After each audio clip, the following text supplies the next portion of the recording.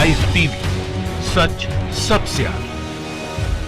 नमस्कार, आप देख रहे हैं द लाइव टीवी। आपके साथ मैं हूं हर्षिता सिंह। अब लगता है भाजपा को अपने नेताओं के लिए वंदे मातरम और जनगण मन की कक्षाएं चलवानी चाहिए, क्योंकि जब देखो ये नेता लोग देशभक्ति के टेस्ट में हमेशा फेल होते रहते हैं। राष्ट्रवाद का राजनीतिक का जिम्मा लेने वाली बीजेपी पार्टी वंदे मातरम से लेकर के राष्ट्रगान तक को भाजपा हमेशा देशभक्ति से जोड़कर देखती है, लेकिन आमतौर पर आप देखेंगे तो अक्सर भाजपा के ही नेता मंत्री सब कभी राष्ट्रगान भूलते नजर आते हैं, तो कभी वंदे मातरम गलत के नारे लगाते दिखाई देते हैं। और अब एक वीडियो निकलकर सामने आया है सोशल मीडिया के जरिए, जहां बीजेपी का कोई कार्यक्रम चल रहा है और उसमें बीजेपी के लोग पीछे, आपको कमल भी दिखाई दे रहे हैं, बीजेपी के लोग भी दिखाई देंगे, बैनर भी है पीछे, माइक से इनकी पार्टी के जो लोग हैं वो नारे लगाते दिखाई दे रहे हैं, भारत माता की जय। ये तो ठीक था, लेकिन उसके आगे उन्होंने जो कहा वो सुन के आप हैरान हो जाएंगे। उसके आगे उन्होंने जो नारे लगाए उसमें उन्होंने वंदे मातरम की जगह वंदे मार कहा। अगर आपको यकीन नहीं तो खुद देखिए और सुन लीजिए, देखिए वीडियो। भारत माता की जय, वंदे मार, वंदे मार, वंदे मातरम, वंदे मातरम, वंदे मातरम, वंदे मातरम।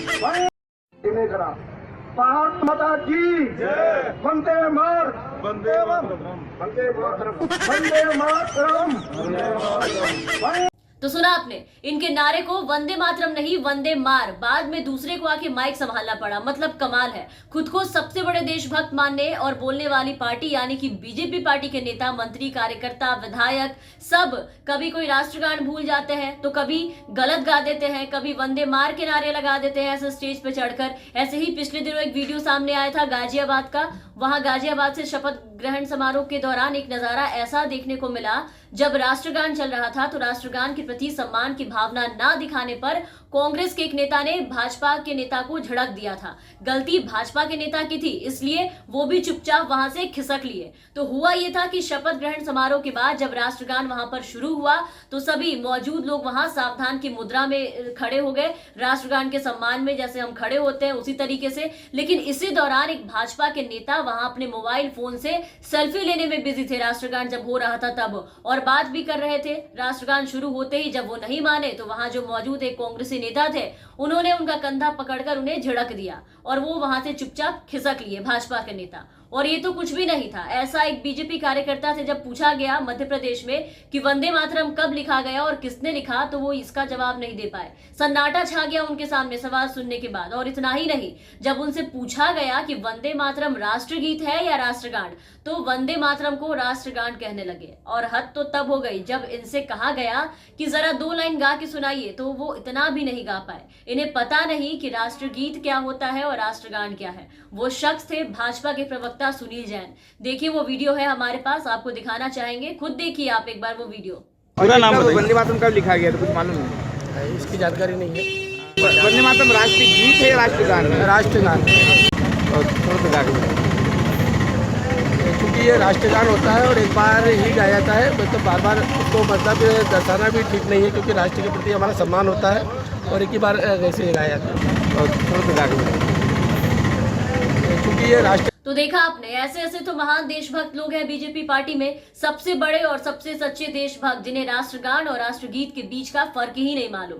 लिखा किसने है वो भी नहीं मालूम, उसके 2 लाइंस नहीं मालूम कि होते क्या है, बिना देखे गा नहीं सकते और खुद को देशभक्त कहते हैं। और यही अगर कोई गलती से इनके सामने नारे ना लगाए और चुपचाप बैठा नजर आए, तो बाकी वो सारे के सारे 1 सेकंड में आतंकवादी, पाकिस्तानी, देशद्रोही सब हो जाएंगे। ऐसे ही बिहार में मेवालाल चौधरी, जिनको शिक्षा मंत्री बनाया गया था, उनका वीडियो खूब वायरल हुआ सोशल मीडिया पर शिक्षा मंत्री बनते ही अभी हाल ही में। और हद तो तब हो गई थी जब छोटे छोटे बच्चे खड़े थे ध्वजारोहण के वक्त और बच्चों के सामने वो राष्ट्रगान भूल गए थे और भारत माता की जय के नारे लगाने लगे थे। इंडिया टुडे की आज तक की बहस आपको याद होगी। उस बहस के दौरान यूपी के मंत्री जी वंदे मातरम गाने के टेस्ट में बुरी तरह फेल हुए थे।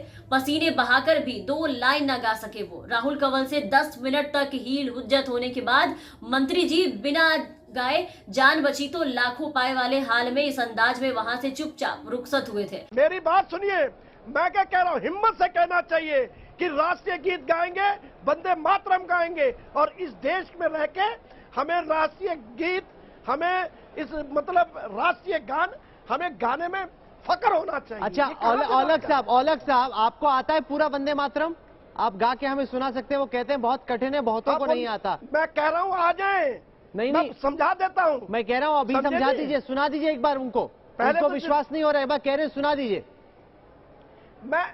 अरे भाई ऐसा है, पूरे हिंदुस्तान में हर नागरिक को राष्ट्रीय गान और वंदे मातरम का गुणगान करना चाहिए। सर आपको आता है वंदे और सोचना मातरम? चाहिए, समझना आप 4 चाहिए। लाइनें सुना दीजिए ना प्लीज। समझे जी? सर 4 मैं लाइनें कहना सुना चाहता दीजिए हूं वंदे आपसे। मातरम से। आप विषय जो है सर वंदे मातरम से औलख साहब 4 लाइनें वंदे मातरम की सुना दीजिए। बहस कहाँ है एनडीए? 4 लाइन्स। कितनी वीडियो दिखाऊं आपको, 1-2 रहे तब तो। पिछले कितने इनके ऐसे वीडियोस हैं, ढूंढने पे आ जाएं और दिखाने लगे तो लंबी लाइनें लग जाएंगी। एक के बाद एक कईयों के इतने बुरे नतीजे देखने के बाद बीजेपी नेताओं को कम से कम राष्ट्रगीत और राष्ट्रगान ठीक से याद कर लेना चाहिए, ताकि बाहर में जाकर के इनकी ऐसी किरकिरी ना हो। नियमित रियाज कर लेना चाहिए ताकि ये भूले ना। और जरूरत है इन्हें, क्या पता कहां, कभी स्टूडियो में, मंच पर, गली, किसी समारोह में देशभक्ति वाले मेमोरी टेस्ट से इन्हें गुजरना पड़े। कम से कम मुंह दिखाने के लायक तो रहे वहां पर, उसके लायक तो बचे।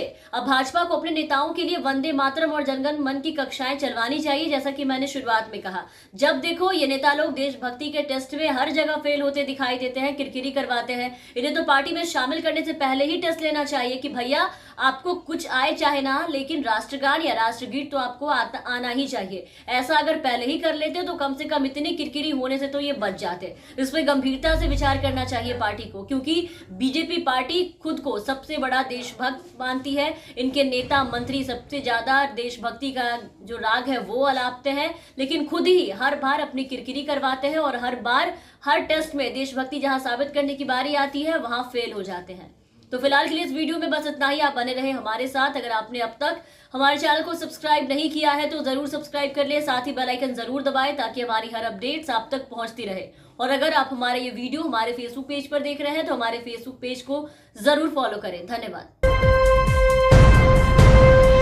लाइव टीवी, सच सबसे आगे।